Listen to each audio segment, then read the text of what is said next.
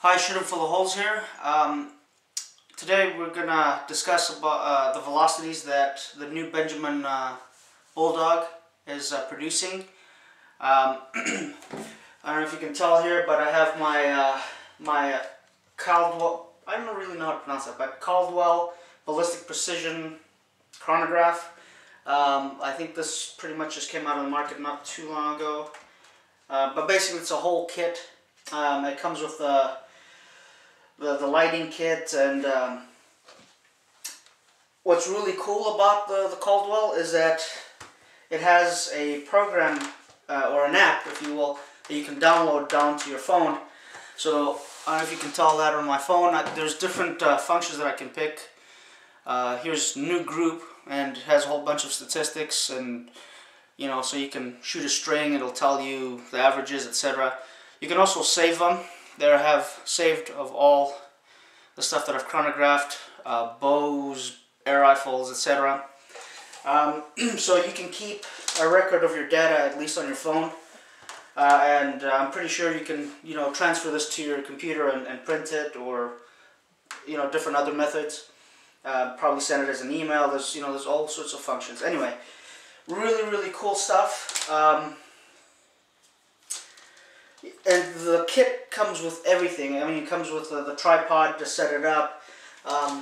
The light kit is also battery operated if you wanted to. There's also a I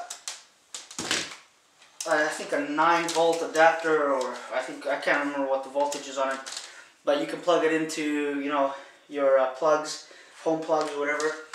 So pretty much it's a kit that you can really take out in the field. Unfortunately, today I'm really pressed for time this whole week, and there's a million things I got to do. So, but I have been dying to find out what the velocities are on this rifle for the JSBs and for the NOSLERs. So I've also got my trusty earplugs with me. Let's go over the Bulldog. Here's the Bulldog that I showed you not too long ago. We're going to look at the pressure gauge. It's at 3,000 psi, and that's what we're going to start at. Sorry for the lighting. Unfortunately, we're shooting down in my basement. It's not the best lighting, and so I'm going to cut to where basically I'm taking the shots, and we're going to see what it registers at. I'm going to just take 3-shot strings, and we'll see what happens. Pretty much set up and ready to go. So I've got the chronograph about 5 feet away. I don't want the blast of air to affect the chronograph, and I don't want it to read funny. So I've got the JSBs right here, .35 caliber, 81.02 grains. Probably the lightest I would ever go with this rifle. I've got my earplugs in. As you can tell, it's pretty loud. Well, it's loud inside because we're inside the basement. So I've loaded my third round here. Remember that this does not have an automatic safety. As you can tell, 3,000 psi. So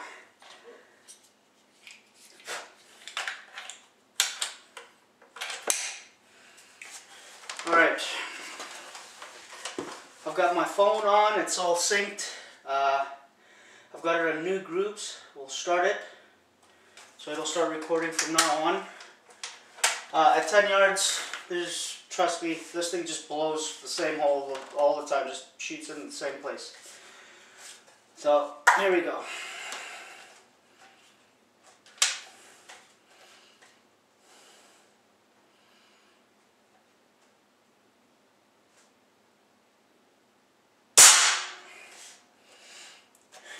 .905, first shot.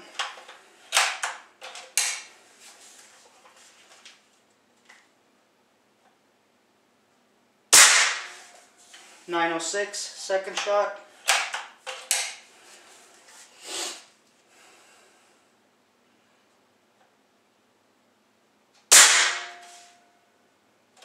.897,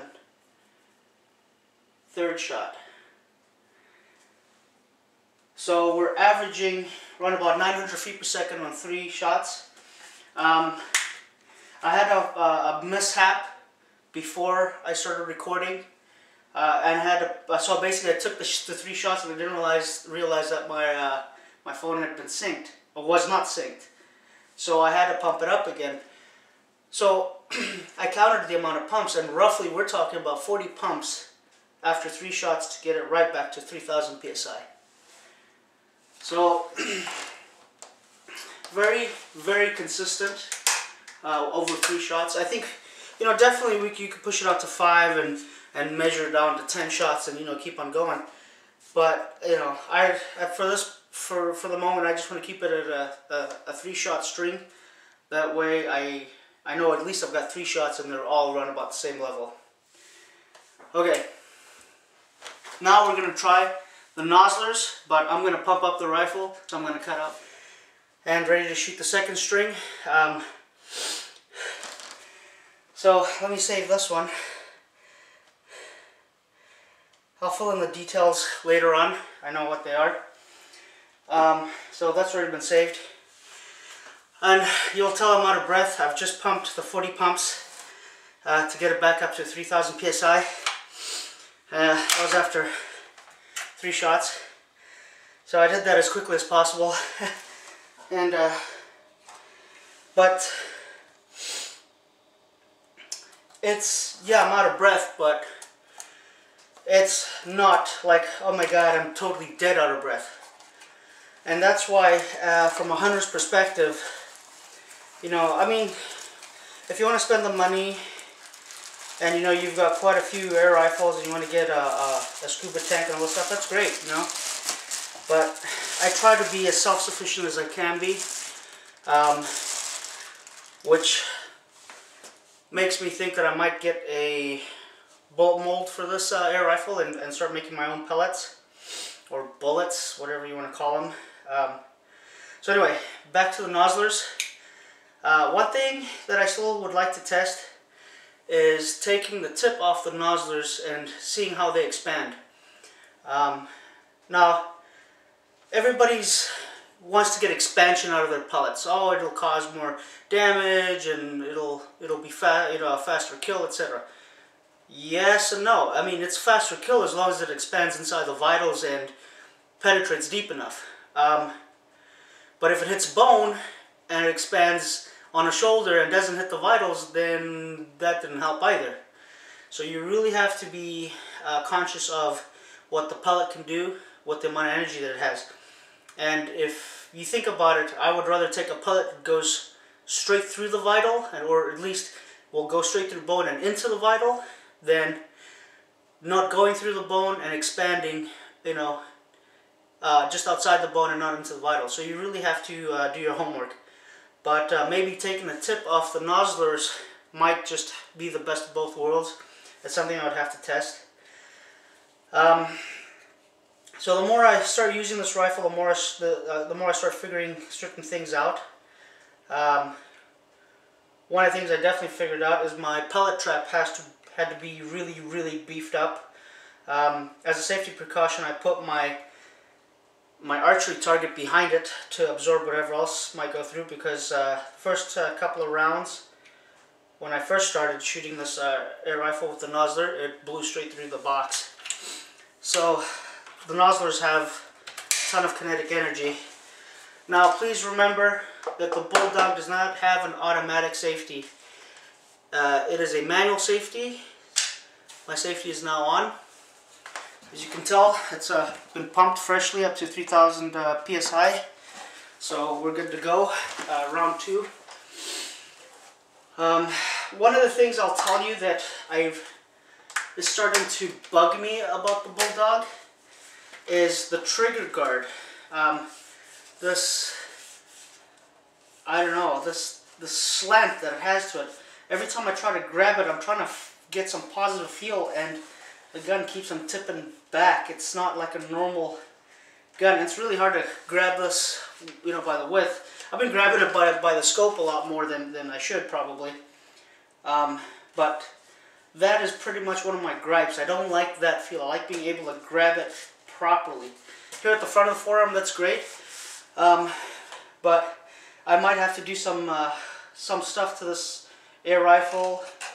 I don't know what, but also the grip. If your hands are a little sweaty and stuff, especially from pumping it up 40 times, you could easily drop the rifle, in my opinion. You know, there's no real checkering on there. It's all plastic molded. So that's the only thing I wish they'd done a little bit better. You know, just put some rubber mold or grips or something for it. But apart from that, you know, you can't have it all. And I'll tell you what, I'm completely ecstatic with this air rifle. So, all right, let's go round 2. Let's start the sequence. All right.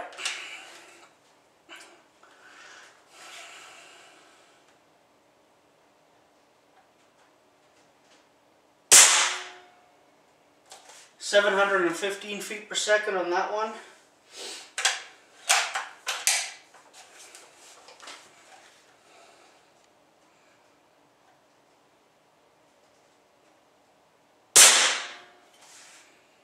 717 feet per second on that one.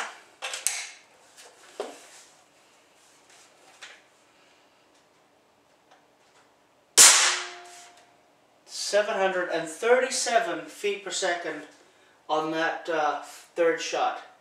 So progressively, it's actually going up, maybe then starting to curve down, which is great. I like that. I prefer my second and third shot to be a lot stronger. You know, as long as it doesn't dump it, you know. So, which to me, that is pretty amazing. For it to go up, that's crazy. So, you know, and I really can't tell what the sound is that it makes. It doesn't sound as loud as what it did with the JSBs. I'm really curious to see what this will do out to 50 and 100 and maybe beyond that, but you know, that's a lot of lead to sling out there. So here's a close-up of the group on the final. Very, very respectable. For a 145 grain pellet, you can't ask for more. Now, if it's not exactly 800 feet per second, there might be a reason for it. When I pump up the Bulldog, I mentioned in my first video that the Bulldog would register 3,000 psi, but my pump would register like 2,700 or something, you know? And I suggested that if the gauge on the rifle says 3,000 psi, and that's the way we should take it. And I still stick to that. I would rather take lower velocity, but higher safety. You can push guns to their limit sometimes, and things can go wrong. And there's no need for that. You know, an extra, let's say, what, 70 feet per second isn't going to make a world of difference, right? If that's what you need to make you happy, then go for it, but I advise against it. So, and that's just my opinion. So, I'm very happy with the rifle the way it is, and I wouldn't try to squeeze, you know, an ounce out of a pound, basically. Same thing with my Marauders. With my Marauder, you know, there's people that are tweaking them, this, that, and that, always trying to push the envelope. You know what? If you want to tweak things that far out, then you've got the wrong gun. You know, why did you buy it for, in my opinion? I buy these things and I shoot them the way they are because that's the way I like them. So anyway, I hope this helped you in some way to give you a rough idea what the velocities might be. You could do some calculations with this kind of velocity and the grain weights and stuff. So you could definitely work out a chart and really start working this thing out to some distances.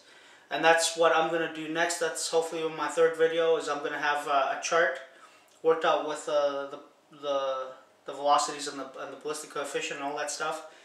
And then we're going to see if the charts actually meet up with what the rifle is actually doing. And then we'll see what inconsistencies we have. Alright, so I hope you enjoyed my video, and hopefully I'll see you in the next one. And as always, I hope you pick up an air rifle, go out in the woods, put up some targets, and shoot them full of holes.